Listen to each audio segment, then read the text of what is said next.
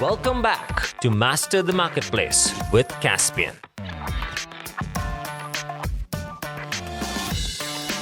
Hi there, everyone, and welcome to another episode of Master the Marketplace with Caspian.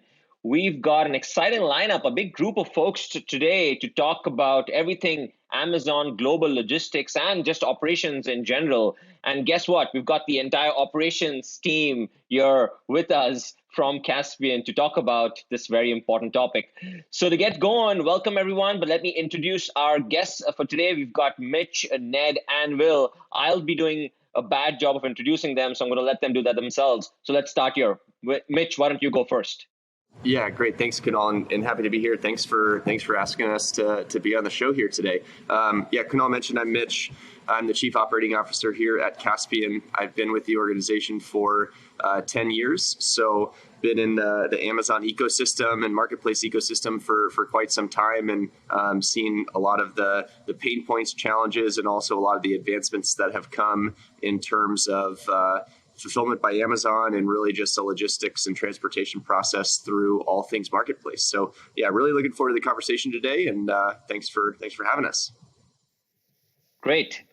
Why don't we go with you, Ned, next? Yeah, thanks, Kunal. So my name is Ned Woodward. I'm on the retail operations team, so I work closely with Mitch and Will on all things supply chain, all things operations. Like Mitch mentioned, I've been with Caspian and formerly e-tailz for over 6 years. So seen a lot of the changes to Amazon's FBA model, and just excited to talk about AGL a little bit. Great. Thank you. And then finally, last but not least, Will. Yeah, I'm Will, Director of Retail Operations. So, on the retail operations side, we really do a lot to oversee, all aspects of our inventory on multiple marketplaces. So, within operations, we have, logistics, inventory management, pricing, and we're overseeing that on, Amazon, Target, Walmart, just pretty wide scope. Excellent. Well, welcome again, everyone, to the show. So maybe to start off, I know we wanted to deep dive a little bit on Amazon global logistics and talk about that. So maybe, for our viewers, for our listeners, can one of you just define, what have we been talking about here? What is Amazon global logistics? How does it differ from logistics in general? Just define what we're talking about. Yeah, absolutely. I'm happy to take that one, Kunal. So Amazon Global Logistics is a program that they've been working on. Amazon has been working on for probably about 5 years now.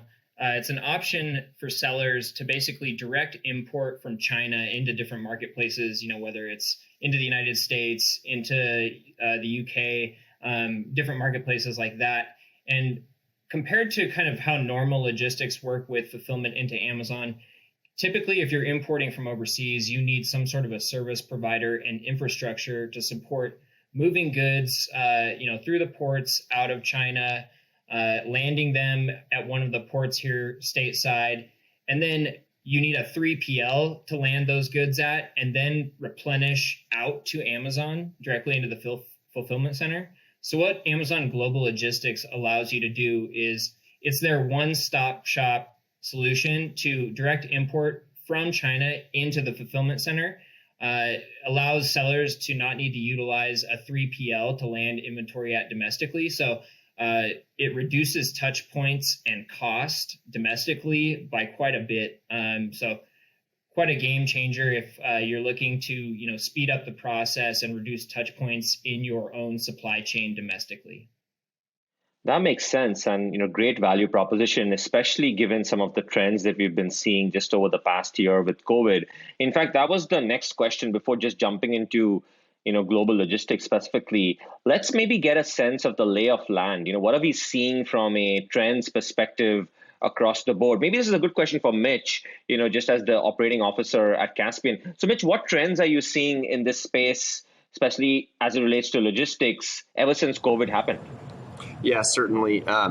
So no one's ignorant to the fact that there's a lot of pressure just on global supply chain right now, all the way up to raw materials and production times, through manufacturing lead times, through moving inventory through ports, freight, logistics, transportation, receiving it at the U.S. domestic ports. So there's just a significant amount of pressure across global supply chain, large in part due to COVID. And that means a couple of things. One, increased lead times. It's taking longer for goods to be produced, shipped, transported, and received.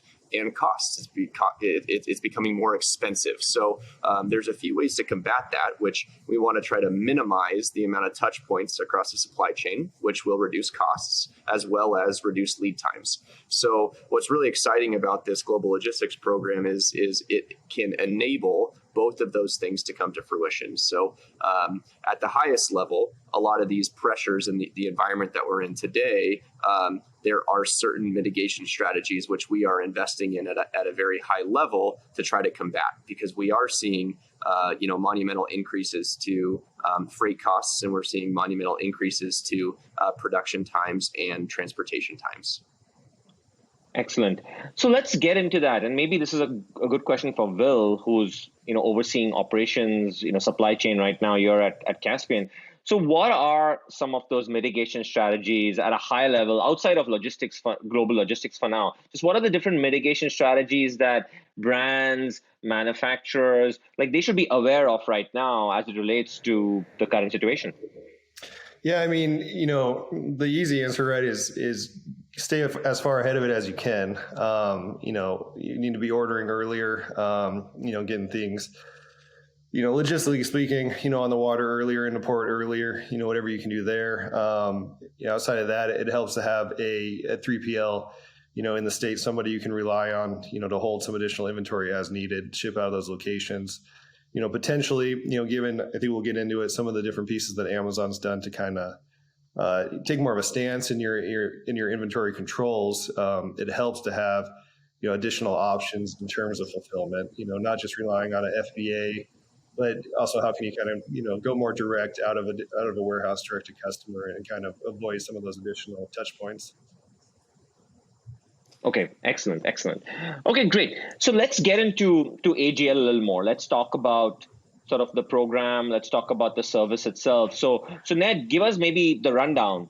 Why AGL? One, you described AGL at a high level. We know the value proposition they provide, but why not just go to Merck's or some other global provider out there that can manage this all for me? Why should I go to AGL?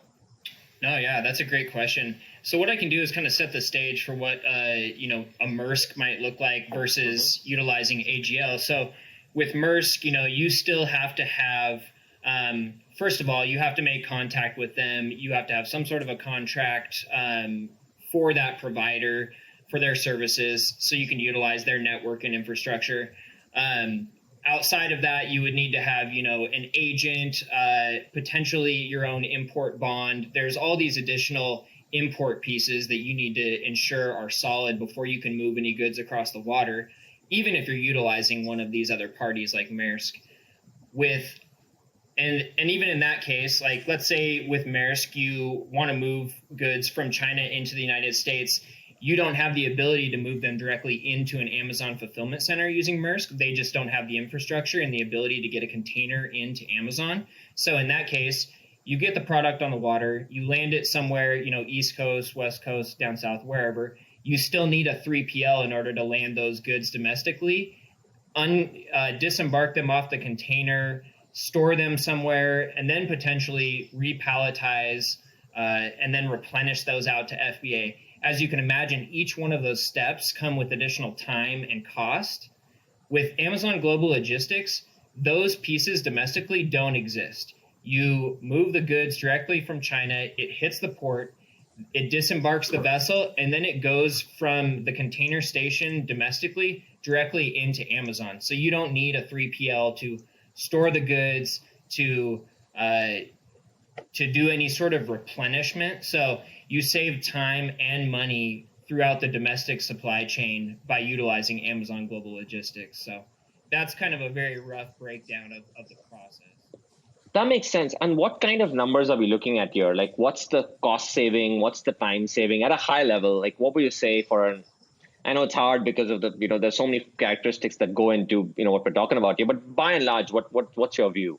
No, absolutely. And that's a great question right now, because we've had the joy of testing Amazon Global Logistics through this global pandemic with, all of these different supply chain pressures. But we've so far seen somewhere between $8,000 and $10,000 savings per container on a 40-footer. So that's typically, more than what you would actually pay to move a container. So we're seeing a ton of savings through this initiative, utilizing Amazon's network.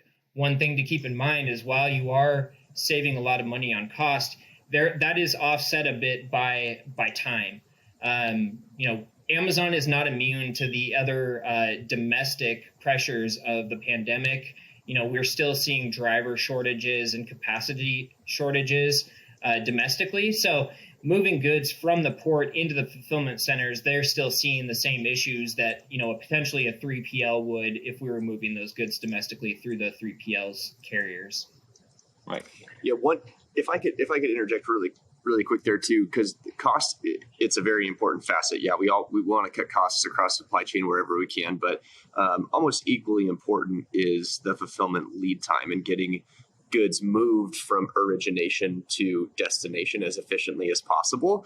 So we've been able to experience that. We've been able to shave close to 2 weeks off of our standard container, full container loads using standard ocean freight from using AGL. So rather than having to short circuit this and have different staging points across the supply chain, moving it directly from port into Amazon, we've been able to cut this down from close to 45 days down to 25 days. So in some cases, and those are variable, there's going to be some fluctuations along that, but on average, that's what we've been able to see, which is monumental in terms of lead time. Because the other facet of this is, from a brand perspective, the working capital efficiency that you're seeing in cutting down that supply chain, you have that inventory tied up in the total distribution chain that much less time. So you're able to do more and have that capital tied up in that inventory in a less amount of time. So yes, we want to focus on reducing the expenses along the supply chain, but also making that much more efficient from a fulfillment standpoint. Right. That's excellent. So, one of the debates that's been out there over the last year specifically is, brands' reliance on Amazon fulfillment. And when a COVID-like situation hits, and, they are, like you said, Ned, they're constrained as well, and they're not immune to some of these situations. Of course, they're probably well prepared to be able to manage through it relative to many others. But by and large, there is an over-reliance sometimes on FBA, and you could get shut out when situations like a COVID happens. Now, with AGL, the playing devil's advocate here, you're relying more on Amazon and its fulfillment centers. So how do we protect against some of that, or can we? Yeah, that's a great question.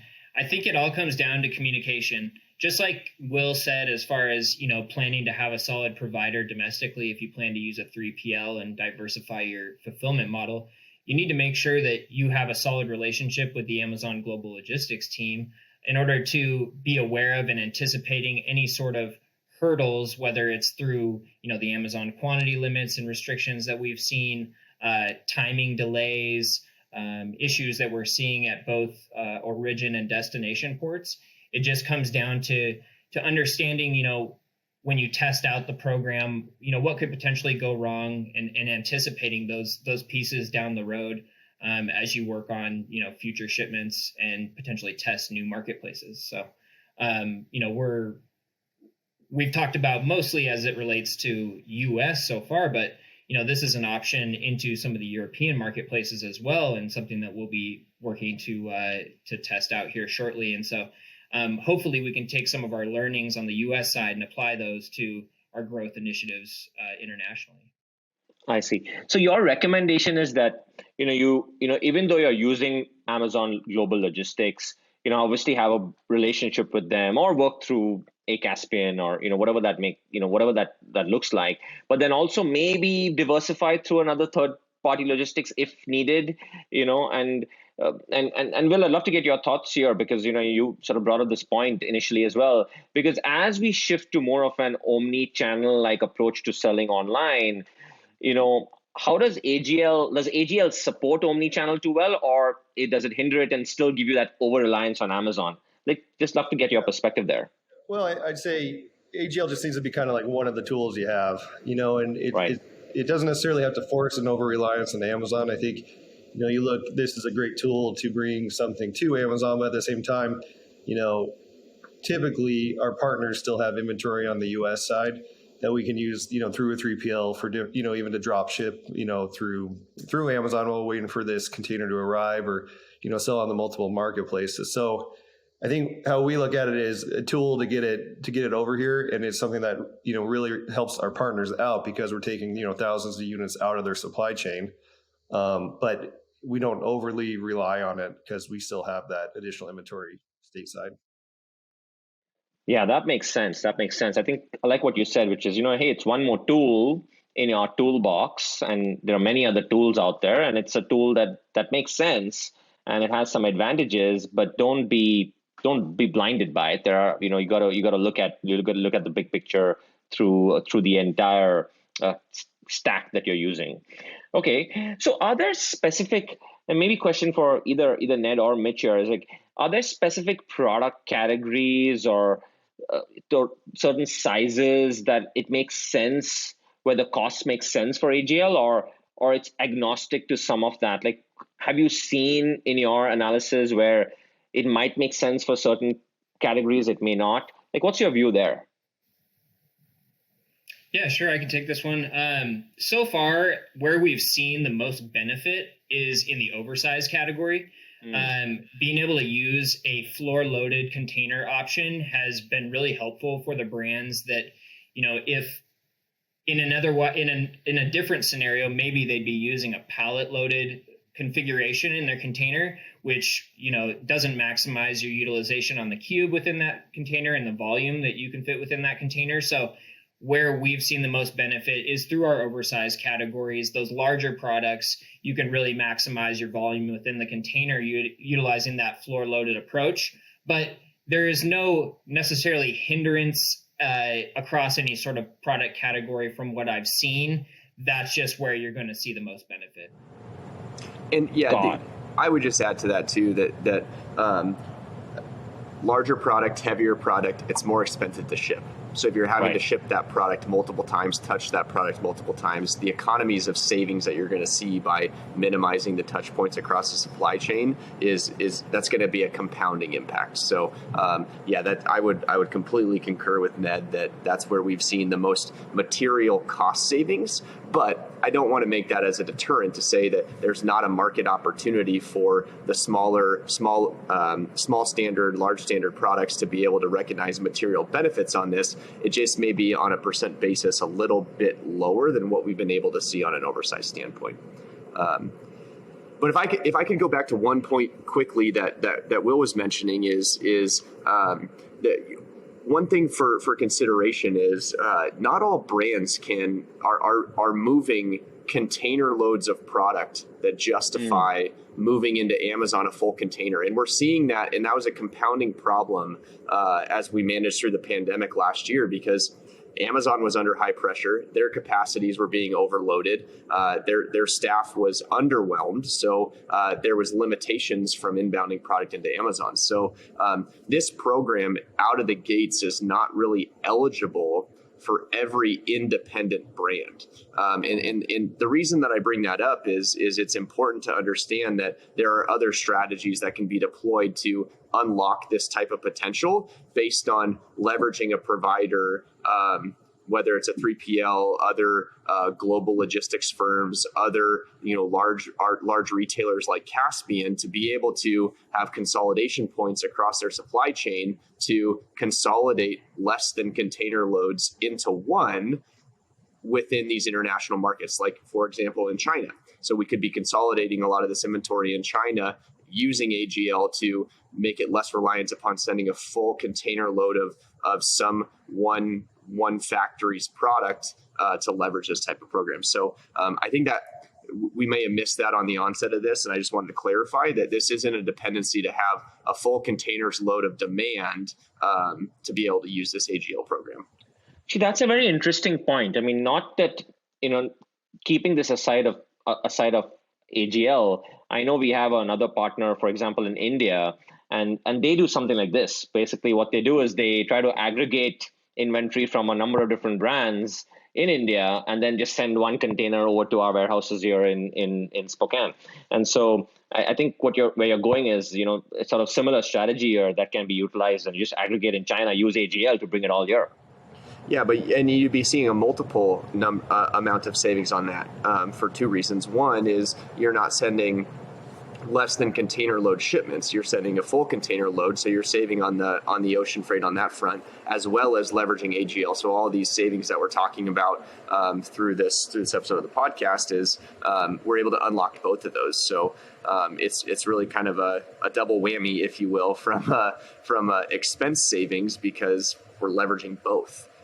So this is, and I'm projecting here, but this is a big focal point for us, is to continue to scale this consolidation effort across a lot of the brands within our ecosystem, which we're very excited about. We think it's a market opportunity to minimize transportation expenses and lead times across the supply chain.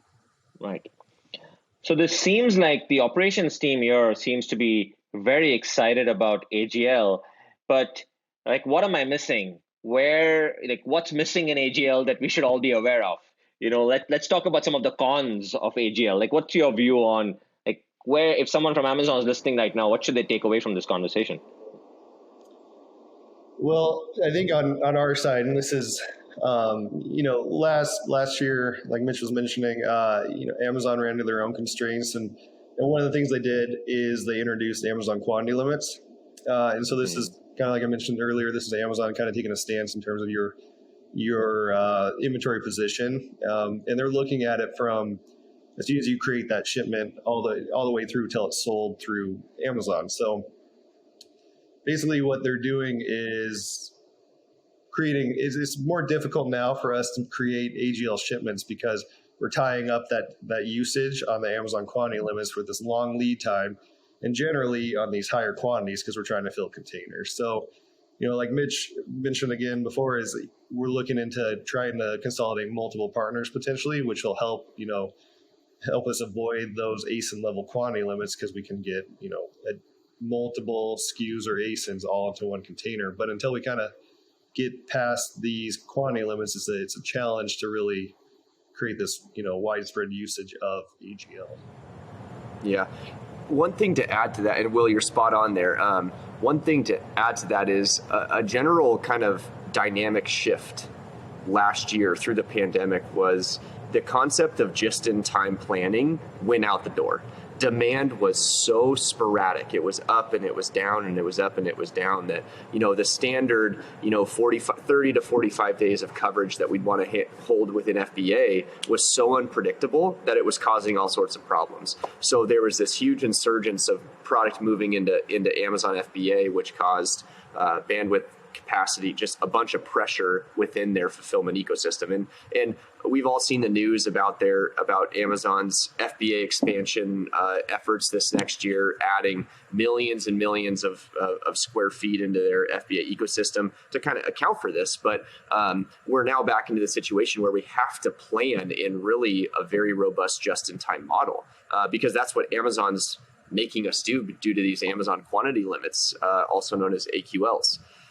So that's where it just becomes excruciatingly important for brands to have a trusted provider that can manage this at scale and have that diversified footprint, because it can be very expensive to bring in a full container load from China and then you have to have the capabilities to store those excess goods, to move those excess goods, rather than be able to send that whole container into Amazon, which they may not let you do. So we are strategically getting in front of that through these consolidation efforts to try to spread that load across a variety of different partners or factories within China and other international markets as well, as another value-added service that can be leveraged through the Caspian platform. That makes sense. Now, there are some categories that, may not even be supported through Amazon's fulfillment. Like, for example, and Mitch, you and I've spoken about this, is grocery. We're looking at a brand that has a short shelf life potentially, refrigerated product through dry ice, etc., that has to come, from an international location here to the US, and Amazon is not even going to accept that product into their fulfillment center. So you got to work with a, 3PL, for example. Now, in that case, the whole AGL concept goes out of the window, right? And then you might, or tell me otherwise.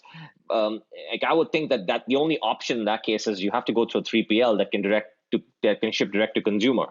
What are your thoughts on these sort of niche categories that Amazon has really been managing through Vendor Central, but is slowly sort of opening it up to third party now?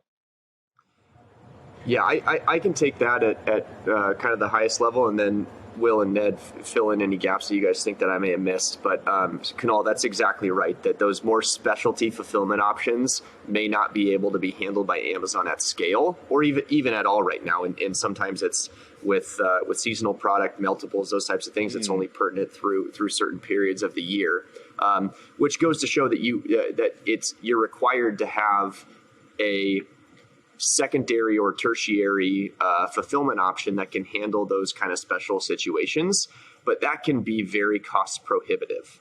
And why I say that is it's very, very expensive to go to a 3PL and say, I'm going to send in a few units of this, a few units of that are cold storage refrigerated, because you may not have the volumes with that 3PL relationship to justify any sort of economy of scale. So it can be cost prohibitive out of the onset. So what I've seen is some of those brands that have those more seasonal fulfillment, they're only being able to leverage the Amazon platform during those short windows of time that they can use FBA, because it's too expensive for them to leverage outside opportunities elsewhere. Again, tying it back to the Caspian proposition, and I don't want to be too sales focused right now, but this is part of our strategy, is to leverage our volume and our economy of scale to unlock some of those volume savings that we're able to yield because we have that scale. So we have the relationships that are established, we have the volume discounts, and we're able to do that at a more cost-effective mechanism that brands are able to benefit from. So that's where it just goes back to, when brands are thinking about the holistic strategy of how they want to utilize the Amazon ecosystem or any marketplace ecosystem, oftentimes it's worthwhile to evaluate partnering with another, larger, deeper, leveraged entity that has a lot of these things pre-contemplated. So that's the way that we've approached this, and that's how we intend to continue to go about it. So I'll stop there, and Ned, Will, if there's any other gaps that you think I missed, please let me know.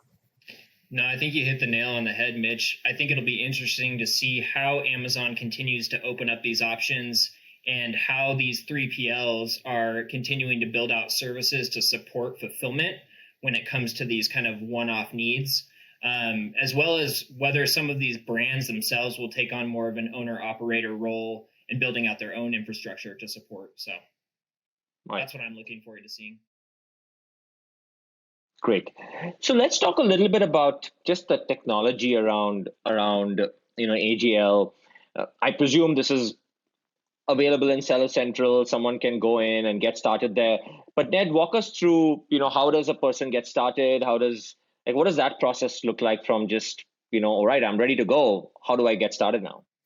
Yeah, absolutely. So, whether you're doing this on your own or you're working with a brand like Caspian, Amazon Seller Central is your one-stop shop. There are some things you will need to communicate with the Amazon Global Logistics team on, outside of Seller Central via email, phone, whatever. But for the most part, you can from end to end create shipments, book the transportation, and then you have visibility throughout the entire global supply chain once it hits the water. If there's any customs exams that come up, you can get visibility on those through different tracking mechanisms within Seller Central. And one of the really nice things is just all of the documentation is available through Seller Central. And anybody that's dealt with international, import or export knows that there is a ton of documentation that is required for these movements. So Amazon gives you a ton of visibility and allows you to learn a lot through the resources they provide to support the end-to-end process. Got it. And again, forgive my naivety here, but is the API to AGL within Seller Central open to connect to other software providers if we have to connect it to, say, Caspian's platform? Like how would that work? That's actually something that I can't speak to with a ton of depth right now. However, we are exploring potential integration with AGL as far as through the APIs they do make available, because in order to make anything scalable on our end, we want to be able to integrate that with our core. So that is one of our focuses, here over the next quarter, is determining whether we can directly integrate with our platform and make this a really seamless process for both internal and external parties.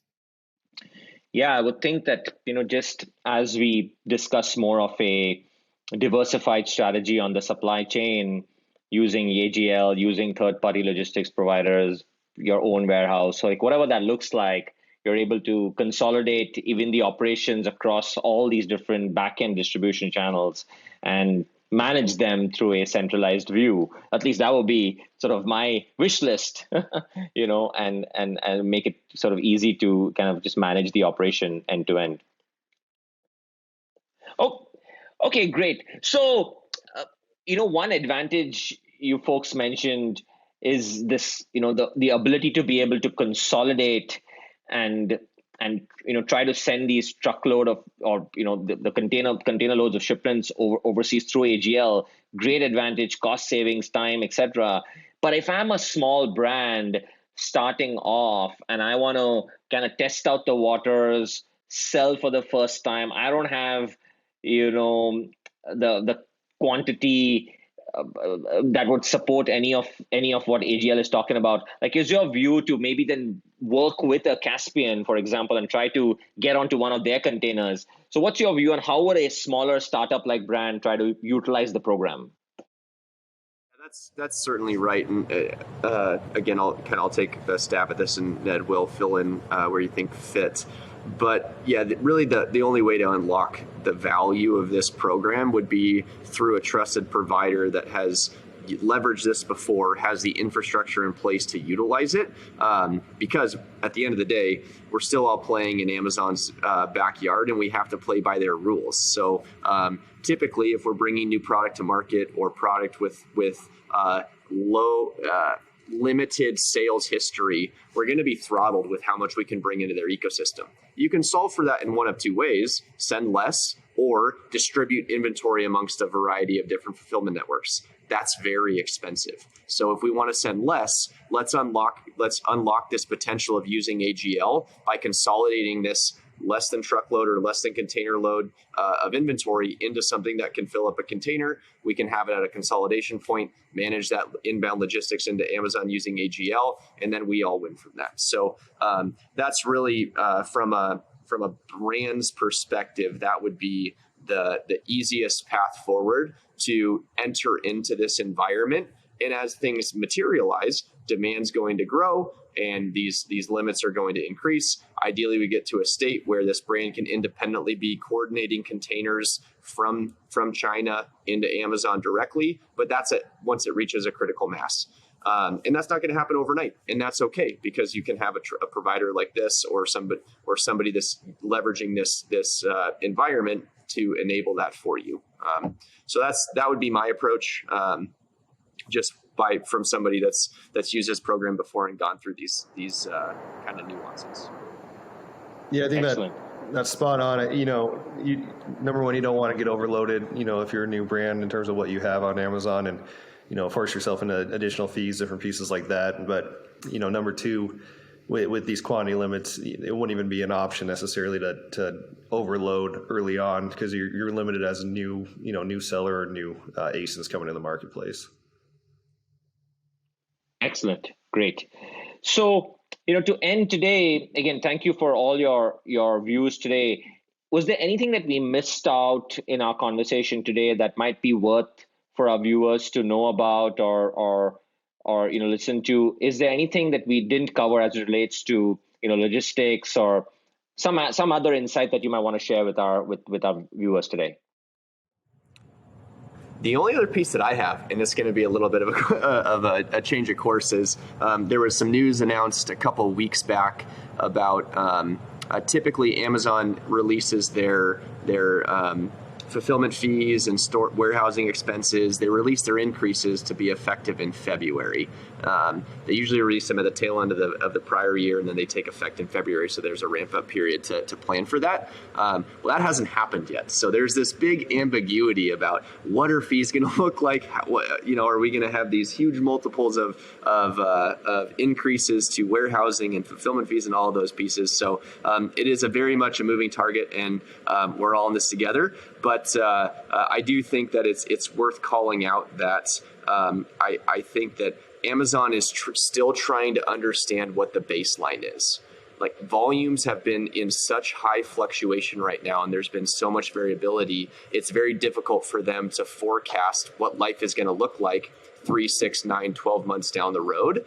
So they're in some cases, at least my perspective is, buying a little bit of time before they're truly kind of empirically understanding what these expenses need to look like to ensure that they're covering anything that they need. Because again, they shared with us earlier this last year that their investment into their fulfillment infrastructure, it's only going up. They're spending millions and millions of more dollars this year to expand their capabilities and to expand their networks. So I know that's a topic. It's a ripe topic of discussion and of high debate right now. But I just felt this would be an interesting time to bring that into the fold. Oh, completely makes sense. I mean, this is the right forum to talk about that. Now, let's assume positive intent. Maybe, Mitch, they're giving us a break this year. No fee increases. I hope you're right. I hope you're right. Great. Ned, Will, any last minute thoughts? Similar to what piggybacking off of what Mitch said, I guess I'm curious to see, as Amazon, we've seen news of them, buying cargo planes, of buying vessels, building infrastructure overseas with Amazon Global Logistics. Do we see Amazon making a play at becoming kind of a global provider and a competitor of Maersk, of Hapag-Lloyd, these larger providers that have been around and operating in this space for 50 plus years? Do we think, obviously they have a lot of infrastructure, they have a lot of capital. How do we see them being able to compete in that space? Wow. So, yeah, that's interesting. Yeah, go ahead, Mitch. Very, very good question. A very fun Bezos quote is, "Your margin is my opportunity."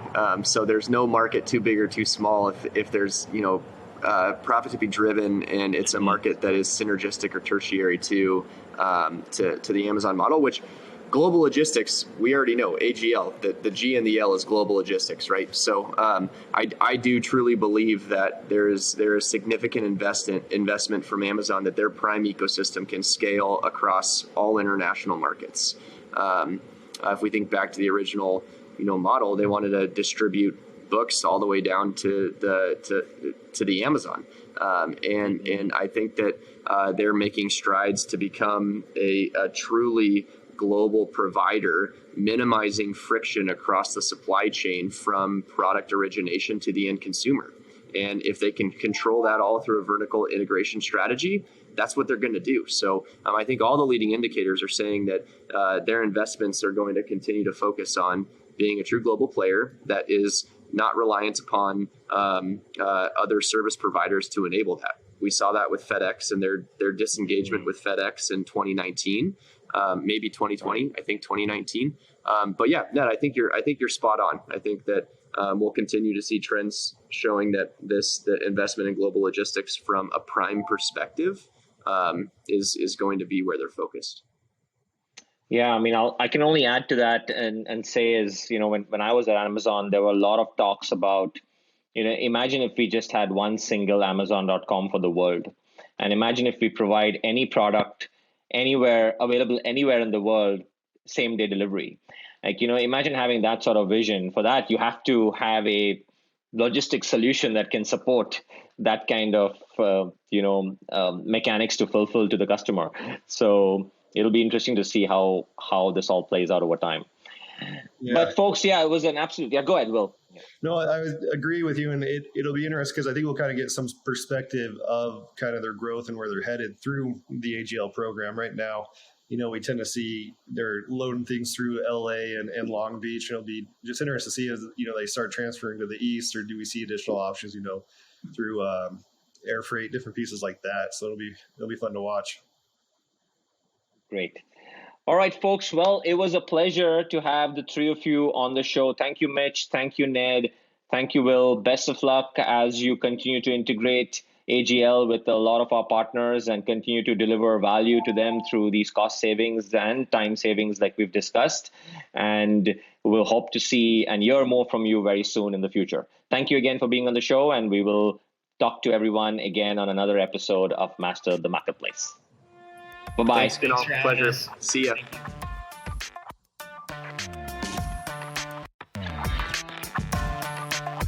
Through conversations with experts in online retail, with years of marketing, compliance, and inventory management experience, we seek to empower our listeners to master the marketplace.